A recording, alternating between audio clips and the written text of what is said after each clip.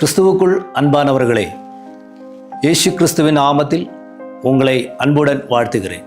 இந்த நல்ல காலை நேரத்திற்காக நான் தேவனுக்கு நன்றி செலுத்துகிறேன். இந்த காலை நேரத்திலும் கர்த்தர் உங்களை ஆசீர்வதிப்பாராக.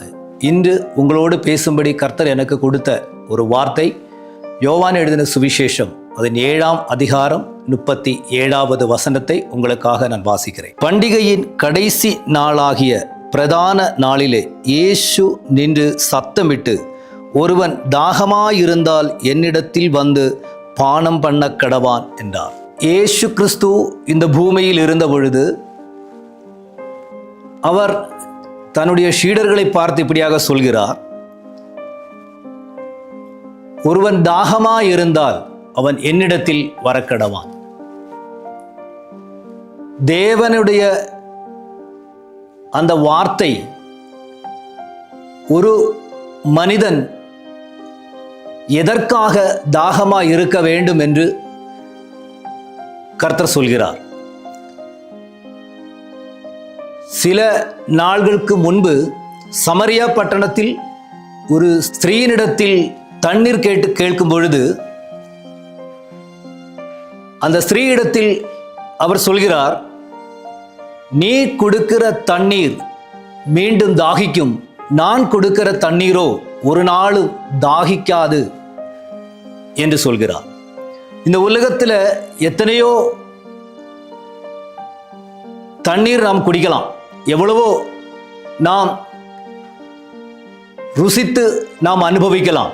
ஆனால் இதெல்லாம் தற்காலத்திற்கு மட்டும்தான் என்று கர்த்தர் சொல்கிறார். ஆனால் தேவன் கொடுக்கிற அந்த தண்ணீர் அது நிரந்தரமாய் உன் தாகத்தை தீர்க்கும் என்று வேதத்தில் கர்த்தர் உரைத்திருக்கிறார். இந்த வார்த்தையின் மூலமாக நான் உங்களிடத்தில் சொல்ல விரும்புகிறது,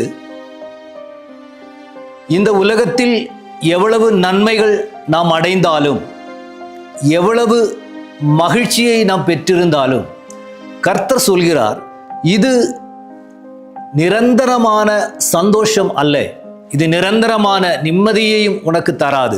நான் தருகிற சமாதானம் அது உனக்கு நீடியதாயிருக்கும் என்று கர்த்தர் சொல்கிறார்.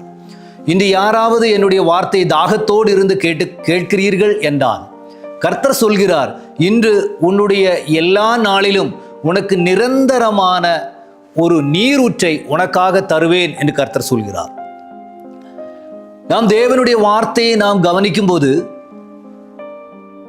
தேவனிடத்திலிருந்து வருகிற ஒவ்வொரு வார்த்தைகளும் நாம் தேவைகளை அது சந்திக்கிறதாக இருக்கிறது.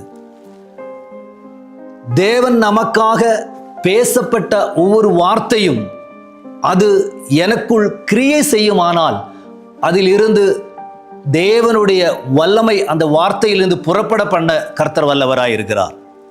இன்று என்னை கேட்டுக்கொண்டிருக்கிற என் தேவனுடைய பிள்ளைகளே, நாம் வாழ்க்கையில் நாம் எதற்காக தாகத்தோடு இருக்கிறோம்? அழிந்து போகிற இந்த உலகத்திற்காக நாம் தாகமாய் இருக்கிறோமா? அல்ல, நாம் தேவனுடைய அந்த வார்த்தைக்காக நாம் தாகமாய் இருக்கிறோமா? நாம் உலகத்தில் நாம் வாழ்ந்து கொண்டு இருக்கும் பொழுதும் நாம் தேவனுக்காகவே நாம் அர்ப்பணித்து நாம் வாழுவோம் என்றால், தேவனுடைய வார்த்தைக்காகவே நாம் இருப்போம் என்றால், தேவன் நிச்சயமாக நம்மளை ஆசீர்வதிக்க அவர் வல்லவராய் இருக்கிறார். இன்று கர்த்தர் சொல்கிறார், உன்னுடைய கர்த்தரிடத்திலிருந்து வருகிற அந்த தண்ணீர் உன்னுடைய வாழ்நாளை மாற்றும், உன் வாழ்நாள் நிரந்தரமாக இருக்கும். இன்று நம்முடைய வாழ்க்கையில் எதுவுமே நிரந்தரமானது கிடையாது. சமாதானம் நிரந்தரமா நமக்கு இல்லை. நம்முடைய வாழ்க்கையில் எதுவுமே சந்தோஷம் நமக்கு நிரந்தரமாக நமக்கு இல்லை.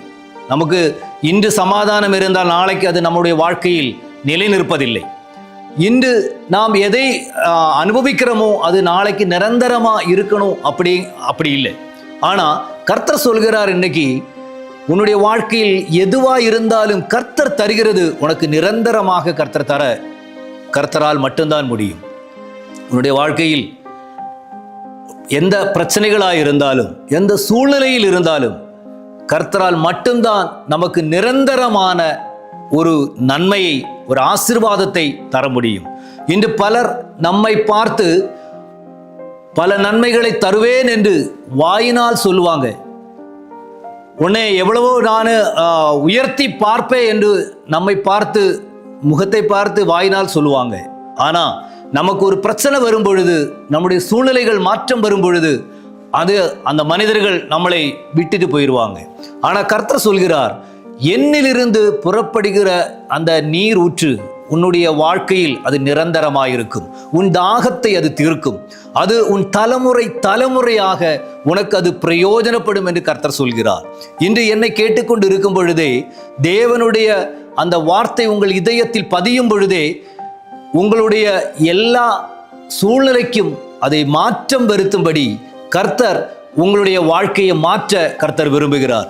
உன்னுடைய தாற்காலிகமான, உன்னுடைய இடைக்காலமாய் அனுபவித்துக் கொண்டிருக்கிற எந்த சூழ்நிலையாய் இருந்தாலும் கர்த்தர் அதை மாற்றி ஒரு நிரந்தரமான ஒரு சூழ்நிலையை கர்த்தர் உருவாக்கும்படி கர்த்தர் ஆயத்தமாய் இருக்கிறார். கர்த்தர் விரும்புகிறார்.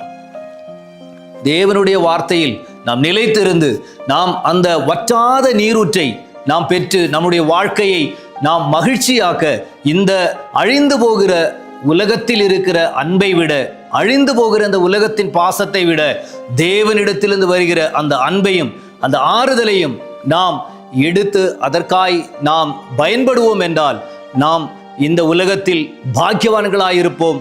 கர்த்தர் நம்மை ஜனாதிகள் மத்தியில் நம்மளை உயர்த்த அவர் வல்லவராய் இருக்கிறார். கர்த்தர் இந்த வார்த்தையின்படி உங்களை ஆசீர்வதிப்பாராக. God bless you.